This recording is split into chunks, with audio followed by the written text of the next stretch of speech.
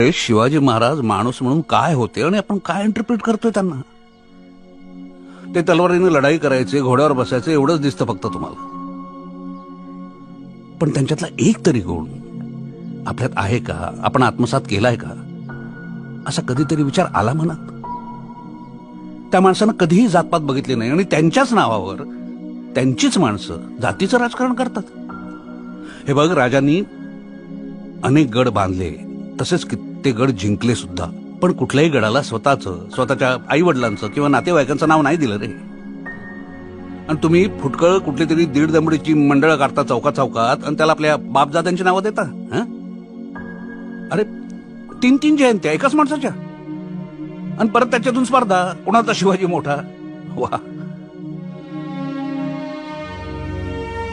फक्त शिवरायांची मूर्ती घरात आणून महाराज आपले होत नाहीत रे. ते कुठल्याही फोटोत मूर्तीत महाराज आहेत असं नाही. इथे ते आपल्या इथे असायला हवेत.